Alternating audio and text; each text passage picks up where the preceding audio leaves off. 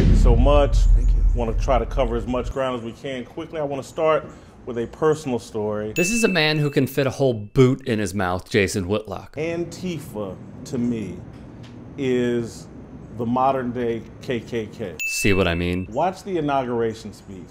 President Trump is speaking directly to you and all your friends. Your help with getting Big Ten football back rang true to me and is important. I would say kissing ass, but that would be a severe understatement. I know I look incredibly young. Jason Whitlock looks young the same way Donald Trump looks orange. It's manufactured. For Fox Sports. Yeah, he is also an overcooked chicken nugget. What do you think, what changed your relationship with black celebrities, entertainers? Is it just the power that you now have, or? No, it's the white supremacy, Jason. Do better. Hilariously, the White House gave Whitlock the title of journalist. Nobody's done for the black community what I've done with criminal justice reform, prison reform. President Obama could never get it passed. Oh, he couldn't? He couldn't get anything passed?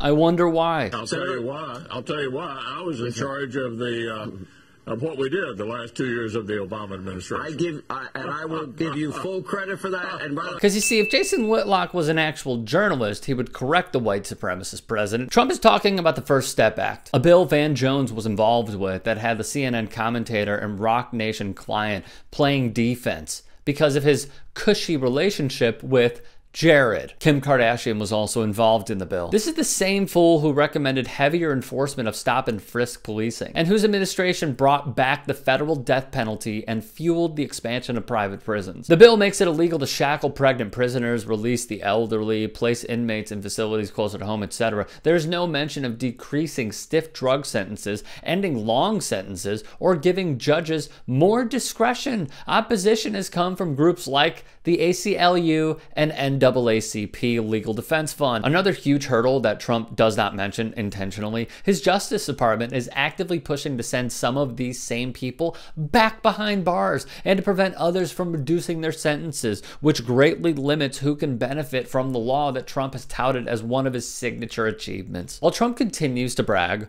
while simultaneously crapping all over the Obama administration, it is, with everything he does, all the front. Trump has approved only 24 commutations or pardons. Obama, on the other hand, granted a record-setting 1,700. Of those 24, 19 had personal connections to the White House or influence with the president's base. He's not doing this out of the goodness of his heart. He's doing this to fill the swamp, quote unquote. We've seen Ice Cube work with you guys. That's right. 50 Cent, another popular rapper, has endorsed you. Kanye. Yes.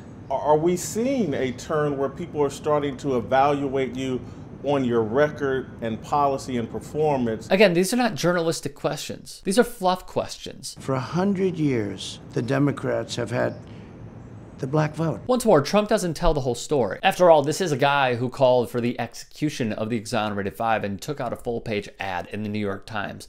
After all, why do we want these people from, quote, all these shithole countries here? And this was when Trump began to ask why we want people from Haiti and more Africans in the U.S. and added that the U.S. should get more people from countries like Norway. You know, white countries. After all, this is the party that instituted racist practices in voter suppression, like ID laws or the use it or lose it laws, which strike voters from registration rolls if they have not participated in an election within a prescribed period of time. Georgia Governor Brian Kemp and Texas Governor Greg Abbott closed polling places in predominantly black communities to suppress votes. Republicans basically canceled the census, which determines how $675 billion is distributed to states and localities. The census determines how legislative districts are drawn. The census determines the composition of the Electoral College. I'm not into personality.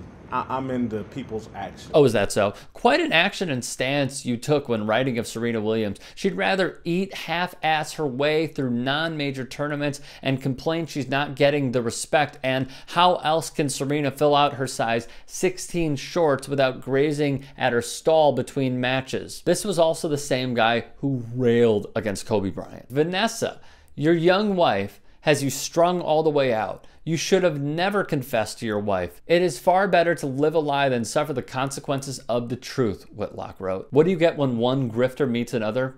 Well, you just saw it via Outkick the coverage.